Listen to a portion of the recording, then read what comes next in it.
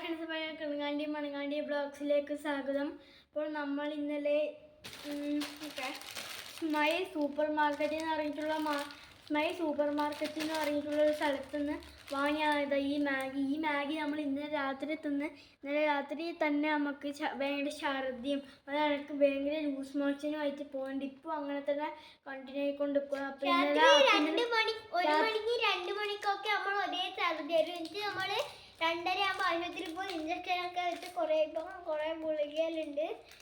അത് മാത്രം തന്നെ ഞാൻ ഇനി എൻ്റെ ജീവിതത്തിൽ ഈ മാഗി എന്നൊരു സാധനം തിന്നൂല. അപ്പം നിങ്ങൾ ആരും തിന്നരുത്. നിങ്ങളിനി അമ്മമാരോട് ഒരിക്കലും ഭാഷ നമ്മളെപ്പോലെയുള്ള കുട്ടികളോടാണ് ഈ പറയുന്നത്. നിങ്ങളിനി ഒരിക്കലും അച്ഛനോടും അമ്മയോടും മാഗി വേണമെന്ന് പറഞ്ഞ് വാശി പിടിക്കുക. നമ്മൾ അത്രയ്ക്ക് ഞാൻ അനുഭവിച്ചിനി. നമ്മളെപ്പോലുള്ള കുട്ടികളെന്നല്ല വലിയവരായാലും തിന്നണ്ട. നമ്മൾ അത്രയ്ക്ക് ഇന്നലെ അനുഭവിച്ചിന് ഛർദിച്ചിട്ട് നമുക്ക് അത്രയും ക്ഷീണമായിട്ട് ഇന്ന് രാവിലെ നോക്കുമ്പോഴത്തേക്ക് ശബ്ദമൊന്നും ഉണ്ടായിട്ടില്ല. അത്രയ്ക്ക് ക്ഷീണം ഉണ്ടായിരുന്നു. പിന്നെ മാത്രമല്ല നമ്മൾ ഇന്നലെ രാത്രി ആശുപത്രിയെല്ലാം കാണിച്ചിട്ട് വരുമ്പോഴത്തേക്കും തന്നെ 3 മണിയായിന്.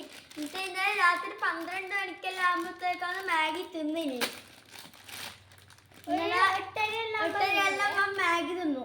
പിന്നെ ഞാൻ പിന്നെ നമ്മൾ രാത്രിത്തേക്ക് പിന്നെ ഒന്നും തിന്നില്ല. പിന്നെ ഒന്ന് തിന്നാണ്ട് കിടക്കുമ്പോഴാണ് ഈ ഛർദിയും ഇതെല്ലാം പോകുന്നത്. ആദ്യം പറഞ്ഞാൽ എനിക്ക് ലൂസ് മോഷൻ ആയിട്ട് ഞാൻ ടോയ്ലറ്റ്